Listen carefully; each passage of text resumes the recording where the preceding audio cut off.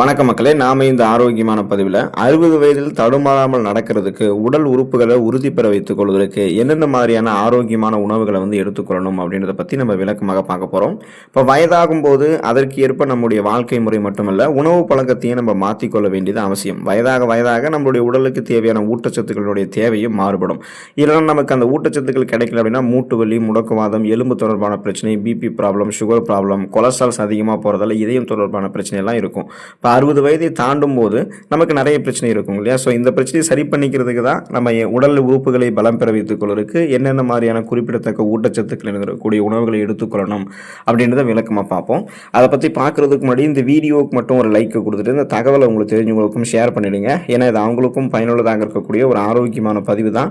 இது போன்ற அப்டேட்ஸ்களை நீங்கள் தொடர்ந்து பார்க்குறதுக்கு நம்மளுடைய ஹெல்த் நியூஸ் தமிழ் சேனலை மறக்காமல் சப்ஸ்கிரைப் பண்ணி வச்சுக்கோங்க. பக்கத்தில் இருக்கக்கூடிய பெல் பட்டனையும் கிளிக் பண்ணி ஆல் அப்படின்ற ஆப்ஷனையும் செட் பண்ணி வச்சுக்கிட்டீங்க அப்படின்னா நாங்கள் போடக்கூடிய எல்லா அப்டேட்ஸும் உங்களுக்கு நோட்டிஃபிகேஷன் அடிக்கடி வந்து சேரும். சரிவாக மக்களை இப்போ வீடியோக்குள்ளே போயிடலாம். கால்சியம், விட்டமின் டி நிறைந்திருக்கக்கூடிய உணவுகளுக்கு நம்ம முக்கியத்துவம் கொடுத்து அந்த உணவுகளை எடுத்துக்கொள்ளணுங்க. இப்போ அந்த வகையில் பார்த்தோம் அப்படின்னா 60 வயதிற்கு மேற்பட்டக்கூடிய நபர்கள் கால்சியம் மற்றும் விட்டமின் டி ஆகிய இரண்டுமே எலும்புகளினுடைய அடர்த்தி குறையாமல் அவங்களுக்கு பார்த்துக்கொள்வதற்கு தேவையான அடிப்படையான ஊட்டச்சத்துக்களாக இருக்குது. ஸோ இந்த இரண்டுமே அதிகம் இருக்கக்கூடிய உணவுகளை கட்டாயம் தினசரி நம்முடைய உணவுகள் எடுத்துக்கொள்ளணும்.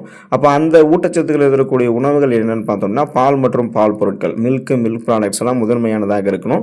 லாக்டோஸ் அலர்ஜி பிரச்சனை இருக்கிறவங்கலாம் அதற்கு பதிலாக கிரீன் வெஜிடபிள்ஸ் என்று சொல்லக்கூடிய பச்சை இலை காய்கறிகள், சிறிய கொழுப்பு இருக்கக்கூடிய மீன் வகைகள், முட்டை ஆகியவற்றை அதிகமாக எடுத்துக்கொள்ளணும். அப்போ தினமும் 20லிருந்து 30 நிமிடங்கள் காலை நேரம் மிதமான வெயிலில் நடக்கிறது கூட நல்லது தான். அது நமக்கு விட்டமின் டி சத்துக்கள் தோல்களின் மூலமாக நமக்கு எலும்புகளுக்கு பெறுவதற்கு ஹெல்ப் பண்ணும். விட்டமின் டி சத்து தான் கால்சியம் சத்தெல்லாம் உறிஞ்சி எலும்புகளை நமக்கு வலுப்படுத்தும். நம்ம உடல் உறுப்புகள்லாம் பலமாக வைத்துக் கொள்ளலாம். தடுமாறாமல் நம்மளால் நடக்க முடியும். நார் சத்து நிறைந்திருக்கக்கூடிய உணவுகளுக்கு 60 வயதிற்கு மேற்பட்டிருக்கிற நபர்கள் முக்கியத்துவம் கொடுக்கும்போது உடல் உறுப்புகள் அவங்களுக்கு ஆரோக்கியமாக இருக்கும். பொதுவாகவே வயதாகும் போது ஜீரண மண்டலத்தினுடைய செயல்பாடும் நமக்கு குறைய ஆரம்பிக்கும். அதனால ஜீரணம் நமக்கு மெதுவாகும். மலச்சிக்கல் பிரச்சனையுமே நமக்கு அதிகரிக்கும். ஸோ இதை தவிர்க்கிறதுக்கு வேணும் அப்படின்னா ஃபைபர் என்று சொல்லக்கூடிய நார் சத்து நிறைந்திருக்கக்கூடிய உணவுகளை எடுத்துக்கொள்ள வேண்டியது அவசியம். கார்போஹைட்ரேட் அதிகமாக எடுக்கிறத தவிர்த்துட்டு நார் சத்து நிறைந்திருக்கக்கூடிய முழு தானியங்களை எடுத்துக்கொள்ள வேண்டும். ஸோ இது ஜீரண ஆற்றலை மேம்படுத்தி மலச்சிக்கல் ஏற்படும் தடுக்கிறதுக்கு உங்களுக்கு உதவி செய்யுங்க. ஸோ அப்போ பார்த்தோம் அப்படின்னா குறிப்பாக நமக்கு இந்த ஃபைபர் என்று சொல்லக்கூடிய நார் சத்து நிறைந்திருக்கக்கூடிய உணவுகள் அதை குறைவாக எடுத்துக்கொள்ளும் போது தான் செரிமான தொடர்பான பிரச்சனைகளே ஏற்படுது. சீரற்ற குடல் இயக்கம், மலச்சிக்கல், வயிற்று வலி, வயிற்று பொறுமல், வாயு பிரச்சனை, வயிற்றுப்போக்கு எல்லாமே இருக்கு. ஸோ இதை சரி பண்ணிக்கணும்னா வளமான அளவில் நீர் சத்து, நார் சத்து நிறைந்திருக்கக்கூடிய உணவுகள் எடுத்துக்கொள்ளணும். நீங்களும் இந்த முழு தானியங்கள், நிறைய பழ வகைகள், காய்கறிகள் இதெல்லாம் நீங்கள் எடுத்துக்கொண்டீங்க அப்படின்னா அந்த 60 வயதிலுமே உடலை நீங்கள் பலம் பெற வைத்துக் கொள்ளலாம். உங்களால் ஸ்ட்ராங்காக இருக்க முடியும். ஊட்டச்சத்து நிறைந்திருக்கக்கூடிய உணவுகளை நீங்கள் 60 வயதிற்கு மேற்பட்டக்கூடிய நபர்களாக இருக்கீங்கன்னா எடுத்துக்கொள்ளும் போது நலம் பெறலாம். இப்போ வயதாகும் போது சில சமயம் பசி அதிகமாக இருக்கும், சில சமயங்களில் பசியை எடுக்காது. ஏன் அப்படின்னா உணவின் மீது திருப்தி உங்களுக்கு குறையும். அதனால எப்போது சாப்பிட்டாலுமே அது ஊட்டச்சத்துக்கள் இருக்கக்கூடிய உணவாக தான் இருக்க வேண்டியது மிக முக்கியமாக இருக்கு. மிக குறைவாக உணவு எடுத்துக்கொண்டாலே வயிறு நிரம்பிய உணர்வை பெற்று வயிறு நிரம்பிய ஒரு உணர்வு ஒரு பெற்றுவீங்க, ஃபுல்ஃபில் ஆகிடுவீங்க. அதனால குறைந்த அளவு உணவு எடுத்தாலுமே அந்த உணவுகள் சத்தாக இருக்கக்கூடிய ஊட்டச்சத்துக்கள் நிறைந்திருக்கக்கூடிய உணவுகளாக எடுத்துக்கொள்வது அவசியம். ஸோ அந்த மாதிரி நீங்கள் எடுத்துக்கிட்டீங்க அப்படின்னா உங்களுடைய உடல் உறுப்புகளை நீங்கள் எப்போதுமே பலம் பெற வைத்துக் கொள்ளலாம். So vitamin D, protein, calcium, அந்த மாதிரி நார் சத்து, இது மாதிரி நிறைய ஊட்டச்சத்துக்கள் இருக்கக்கூடிய உணவுகள், விட்டமின் B1, B2, இந்த மாதிரி என்னென்ன ஊட்டச்சத்துக்கள் உங்களுடைய உடலை உறுதி பெற வைக்கிறதுக்கு, உடல் உறுப்புகளை பலம் பெற வைத்துக் கொள்வதற்கு ஊட்டச்சத்துக்கள் இருக்கக்கூடிய உணவுகள் இருக்கும். அந்த உணவுகள் எல்லாத்தையுமே நீங்கள் தொடர்ந்து எடுத்துக்கொள்ளுங்க. அதே போல் சமச்சீர் உணவாக நீங்கள் எடுத்துக்கொள்வது ரொம்ப ரொம்ப முக்கியம். இப்போ முதியவர்களுக்கு ருசியாக இருக்கக்கூடிய உணவுகளை கொடுக்கறத காட்டிலுமே கொஞ்சமாக சாப்பிட்டாலுமே அது எல்லா வகையான ஊட்டச்சத்துக்களுமே நிறைந்திருக்கக்கூடிய சமச்சீர் உணவாக இருக்க வேண்டியது அவசியம். அப்போ சாப்பிடக்கூடிய அளவில் பாதி அளவு காய்கறிகள், பழங்கள் இருக்கும்படி நீங்கள் பார்த்துக்கணும்.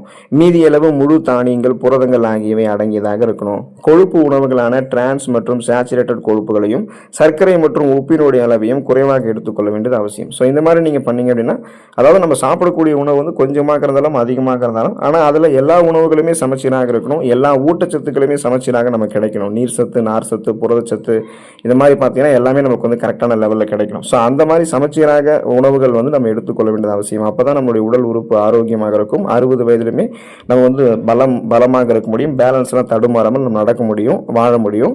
கொஞ்சம் கொஞ்சமாக நம்ம அந்த 50-60 வயதில் நம்ம சாப்பிடணுங்க. அதிகமாக நம்ம எடுத்துக்கொள்ளக்கூடாது. ஒரே சமயத்தில் வயிறு முட்டை உணவு சாப்பிடுவது ஜீரணத்தை தடை செஞ்சு மெட்டபாலிசத்தை குறைக்கும். ஸோ இந்த பிரச்சனை இளம் வயதினருக்கே கூட உண்டு.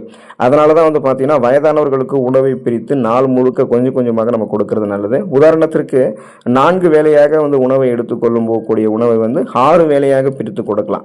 அதில் ஒவ்வொரு முறையுமே புரதங்களும் விட்டமின்கள் மற்றும் மினரல்ஸ்கள் இருந்திருக்கும்படி நம்ம பார்த்துக்கணும். ஸோ அதுக்கு வந்து நம்ம சமச்சீரான உணவு வந்து கொடுக்கணும். எல்லா வகையான ஊட்டச்சத்துக்கள் இருந்திருக்கக்கூடிய உணவுகளையுமே அவங்களுக்கு கொடுக்கணும். இப்போ அவங்க வந்து 6 வேளை சாப்பிட்றாங்கன்னா அதை கூட வந்து நீங்கள் 8 வேளை பிரித்து தரலாம். அப்போ 4 வேளை சாப்பிடக்கூடிய உணவுகள் 6 வேளை கொடுக்கணும். அப்போ கொஞ்சம் கொஞ்சமாக அந்த ஸ்நாக்ஸ் மாதிரி டைமில் சாப்பிடலாம்.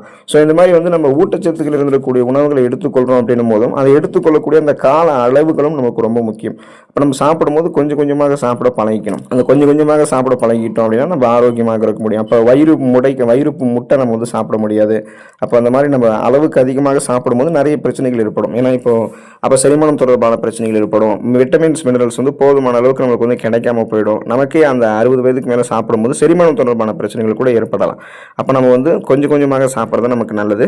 சப்ளிமெண்ட்ஸ் வந்து நம்ம வந்து எடுத்துக்கொள்ளலாம். இப்போ 60 வயதிற்கு மேற்பட்டவர்கள் உடலை வந்து பலம் பெற வைத்துக் கொள்ளணும் அப்படின்னா வயதாகும் போது அந்த முதியவர்களால் எல்லா ஊட்டச்சத்துக்களையுமே வந்து வெறும் உணவுகளால் மட்டுமே நிறைவு செஞ்சிட முடியாது. அதனால் மருத்துவரிடம் ஆலோசனை பெற்று தேவையான சப்ளிமெண்ட்ஸில் வந்து எடுத்துக்கொள்வது ரொம்ப ரொம்ப நல்லதாக இருக்குது. ஸோ சப்ளிமெண்ட்ஸ் அப்படின்றது வந்து செகண்டரி தான். அப்போ நம்ம எடுத்துக்கொள்ளக்கூடிய இந்த உணவுப் பொருட்கள் தான் நமக்கு என்ன அப்படின்னா பிரைமரியாக இருக்குது. ஸோ முதல்ல அந்த உணவுகளுக்கு நம்ம முக்கியத்துவம் கொடுத்து அந்த உணவுகள் எடுத்துக்கொண்டோம் அப்படின்னா நம்ம ஆரோக்கியமாக நம்மளால் இருக்க முடியும். இப்போ 60 வயதை தாண்டும் போது உணவில் இருக்கக்கூடிய ஊட்டச்சத்துக்களை குறிப்பாக இந்த விட்டமின்களை வந்து உறிஞ்சிக் கொள்வதற்கு வயிறு சில அமில வாயுக்களை வந்து உற்பத்தி செய்யும். குறிப்பாக விட்டமின் B12 வந்து சரியான அளவில் உறிஞ்சப்பட வேண்டும். அது வந்து எலும்புகளினுடைய அடர்த்தியை பாதுகாக்கிறதுக்கு உதவக்கூடிய முக்கியமான விட்டமின். இப்போ வயதாகும் போது இயல்பாகவே வந்து சுவை முட்டுக்களினுடைய தன்மை வந்து குறைந்து சர்க்கரை உப்பு ஆகியவற்றினுடைய சுவையை வந்து அதிகமாக உணர முடியாமல் நமக்கு வந்து போகும். இதனால் வழக்கத்தை விட அதிகமாக வந்து நமக்கு சாப்பிட தோணும். இதனால் வந்து ஊட்டச்சத்துக்கள் உறிஞ்சப்படுவது தடைப்பட்டு அனிமியா என்று சொல்லக்கூடிய ரத்த சோகை நோய் போன்ற பிரச்சனைகள்லாம் நமக்கு வந்து உண்டாகும். இது போன்ற பிரச்சனைகளை தவிர்க்கக்கூடிய வகையில் நம்ம எடுத்துக்கொள்ளக்கூடிய உணவு முறைகள் இருக்கணும். அப்போ இரும்பு சத்து வளமான நிறைந்திருக்கக்கூடிய உணவுகளை எடுத்துக்கொள்ளும் போது அந்த 60 வயதிற்கு மேற்பட்ட நபர்கள் ரத்த சோகை பிரச்சனையிலிருந்து விடுபட்டுறலாம். உடலை வந்து பலம் பெற வைத்துக் கொள்ளலாம். பெரும்பாலும் வயதானவர்களுக்கு ஊட்டச்சத்துக்களினுடைய பற்றாக்குறை அதிகமாக இருக்கும். இரும்பு சத்து, calcium, vitamin B12, vitamin D இந்த மாதிரி ஊட்டச்சத்துக்களினுடைய பற்றாக்குறை வந்து மிக அதிக அளவில் உண்டாகுது. ஸோ இதை தவிர்க்கிறதுக்காக தான் அந்த மாதிரி நீங்கள் குறிப்பிடத்தக்க ஆரோக்கியமான அளவில் ஊட்டச்சத்துக்கள் இருக்கக்கூடிய உணவுகளை வந்து நம்ம எடுத்துக்கொள்ளணும். ஸோ அந்த எடுத்துக்கொள்ளும் போது பார்த்தோம் அப்படின்னா இப்போ வயதாகும் போது சாப்பிடக்கூடிய உணவினுடைய அளவுமே குறைந்து கொண்டே தான் போகும். அதனால் நம்ம குறைந்த உணவு சாப்பிட்டாலுமே உடலுக்கு வேண்டிய அடிப்படையான ஊட்டச்சத்துக்கள் இருந்திருக்கக்கூடிய உணவுகள் நம்ம எடுத்துக்கணும். இது உடலில் வந்து ஊட்டச்சத்துக்கள் பற்றாக்குறை ஆகிறத வந்து சரி பண்ணிட்டு போதுமான அளவுக்கு ஊட்டச்சத்துக்களை கொடுத்து சில உடல் பாதிப்புகளையுமே வந்து பார்த்தீங்கன்னா ஏற்படுத்தாமல் உங்களுடைய உடலை பாதுகாத்துக்கும். ஒருவேளை நீங்கள் போதுமான அளவுக்கு ஊட்டச்சத்துக்கள் இருக்கக்கூடிய உணவுகளை எடுத்துக்கல அப்படின்னா பல்வேறு விதமான பிரச்சனைகள் ஏற்படும். அப்போ அதை சரி செய்யறதுக்கு உணவு முறையில் தான் நம்ம மாற்றம் பண்ணணும். அடிக்கடி வந்து நம்ம உடற்பயிற்சியும் வந்து செய்யணும். ஸோ 60 வயதிற்கு மேற்பட்டவர்கள் எளிமையாக நடைப்பயிற்சி வந்து செய்யலாம், சைக்கிளிங் ஓட்டக்கூடிய பயிற்சி செய்யலாம், ஸ்விம்மிங் பயிற்சி வந்து செய்யலாம். ஸோ இந்த மாதிரி நீங்கள் வந்து ஒரு சில இடங்களுக்கு நடந்து போயிட்டு வர்றது இந்த மாதிரிலாம் பயிற்சி பண்ணணும். வயதாகும் போது இந்த மாதிரி ஊட்டச்சத்துக்கள் இருக்கக்கூடிய உணவு முறைகளோடு ஆரோக்கியமான மனிதர்களோடு சேர்ந்து நீங்கள் வந்து ஒரு சில கலந்துரையாடல்களை மேற்கொள்வது, உடற்பயிற்சிகள் செய்கிறது, ஊட்டச்சத்துக்கள் இருக்கக்கூடிய முக்கியத்துவம் இருக்கக்கூடிய உணவுகளுக்கு முக்கியத்துவம் கொடுத்து எடுத்துக்கிறது, இது எல்லாமே 60 வயதிலுமே உங்களை வந்து உடல் உறுப்புகளை பலம் பெற வைத்துக் கொண்டு தடுமாறாமல் உங்களுக்கு நடக்கிறதுக்கு வழிவகுக்கும். ஸோ இந்த உணவுகளெல்லாம் தொடர்ந்து எடுத்துக்கொள்ளுங்க. வாழ்க்கை நடைமுறைகளை கடைபிடித்து நலமோடு வாழக்கூடிய வாய்ப்பை பெறுங்க. அடுத்த ஆரோக்கியமான பதிவில் மறக்காமல் சந்திப்போம். நன்றி மக்களே.